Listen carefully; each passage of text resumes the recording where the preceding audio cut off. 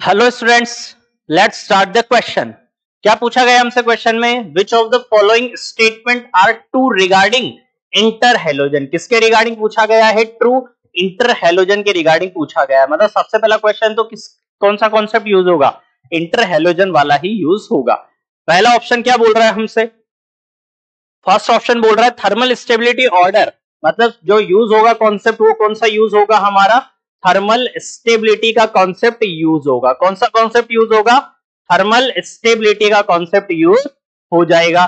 Then hydrolysis of IF7, मतलब second जो concept use होगा हमारा, वो यूज होगा कौन सा? हाइड्रोलाइसिस का कॉन्सेप्ट यूज होगा। Then inter halogen compounds are diamagnetic in nature, मतलब ये किसके बारे में? थर्ड कॉन्सेप्ट जो यूज होगा वो यूज होगा किसके बारे में? मैग्नेटिक नेचर के बारे में। जो थर्ड कॉन्सेप्ट यूज हो रहा है वो मैग्नेटिक बिहेवियर। एंड जो फोर्थ कॉन्सेप्ट है वो कौन सा वाला है? वो है हमारा कौन सा? ज्योमेट्री का कॉन्सेप्ट। फोर्थ जो कॉन्सेप्ट यूज होगा वो कौन सा यूज होगा? हमारा ज्योमेट्री का कॉन्सेप्ट यूज हो जाएगा। देन अब अगर हम बात करें कि इस क्वेश्चन के सबसे पहले ऑप्शन की, इसने पूछा हमसे ट्रू है, तो thermal stability order of IF, VRF and CLF, क्या ये करेक्ट ऑर्डर है? तो बिल्कुल हाँ, ये क्या है? हमारा करेक्ट ऑर्डर है। कैसे निकालते हैं कि जैसे जैसे इलेक्ट्रॉन नेगेटिविटी का डिफरेंस क्या होता जाता है? बढ़ता जाता है। जैसे जैसे इलेक्ट्रॉन नेगेटिविटी का डिफरेंस क्या होता जाता है? बढ़ता जाता है। वैसे वैसे क्या होता जाता है?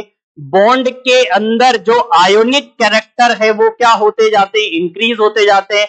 इस वजह से जो स्टेबिलिटी होती है वो क्या होती जाती है? इंक्रीज होती जाती है। तो अगर स्टेबिलिटी इंक्रीज होगी, इसका मतलब क्या हो जाएगा कि उसको तोड़ना क्या होगा? मुश्किल होगा। तो इसमें फ्लोरीन और आयोडीन के बीच में इलेक्ट्रॉन नेगेटिविटी डिफरेंस क्या होगा? सबसे ज्यादा, जबकि क्लोरीन और फ्लोरीन के बीच में क्या होगा? सबसे कम होगा। इसलिए ये हमारा ऑप्शन क्या हो जाएगा? करेक्ट हो जाएगा। नेक्स्ट बात करते हैं, hydrolysis of IF7 produces H5IO6 and HF as a product. तो अगर मैं बात करूं आप लोगों से किसकी? मैं बात करूं आप लोगों से क्या कि IF7 है। ऑप्शन नंबर बी है ये हमारा IF7 है। अगर हम इसका हाइड्रोलाइसिस करते हैं तो हमें क्या मिलता है? हमें मिलता है क्या? HiO4 प्लस क्या? HF मिलता है। क्या मिलता है? HiO4 plus HF। But iodine का साइज क्या है? बड़ा है, तो इसके साथ 2H2 अटैच होकर क्या देते हैं हमें? H5IO6 देते हैं। क्या देते हैं हमें? H5IO6 देते हैं। तो इसका स्ट्रक्चर कैसा होता है?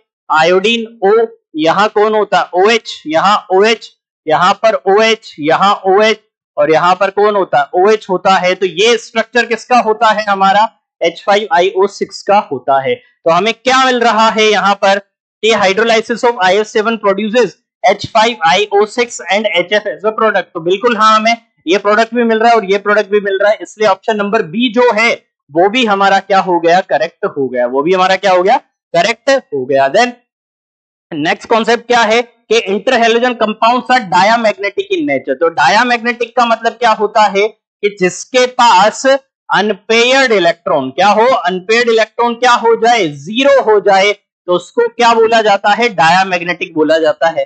तो हेलोजन्स जो होते हैं उनके पास अनपेयर्ड इलेक्ट्रॉन सिंगल होता है। तो जब वो आपस में बॉन्ड बनाती है तो एक बॉन्ड बनाएंगी तो क्या हो जाएगा उनका? वो जो अनपेयर्ड इलेक्ट्रॉन है वो क्या हो जाएगा? पेयर्ड, और बाकी क्या बचेंगे? Lone pair. तो इसका मतलब क्या होगा कि उसके पास कोई अनपेयर्ड इलेक्ट्रॉन नहीं होगा। इसका मतलब इंटर हेलोजन जो होंगे उनके पास अनपेयर्ड इलेक्ट्रॉन जीरो होंगे, तो वो डायामैग्नेटिक हो जाएगी।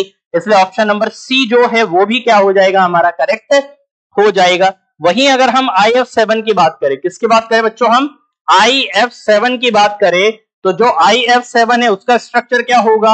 आयोडीन है, यहां फ्लोरीन है, यहां कौन है? फ्लोरीन हमारा होगा।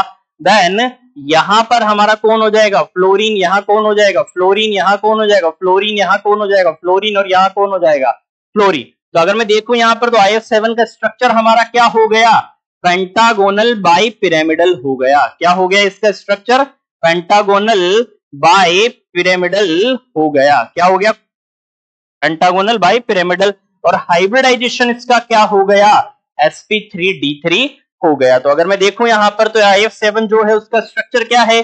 पेंटागोनल बाई पिरामिडल होता है। इसका हाइब्रिडाइजेशन क्या होता है? sp3d3 होता है। तो ये जो ऑप्शन है ये भी हमारा क्या हो गया? करेक्ट हो गया। तो आई होप जो ये इजी सा कॉन्सेप्ट था ये आप लोगों को समझ आया होगा।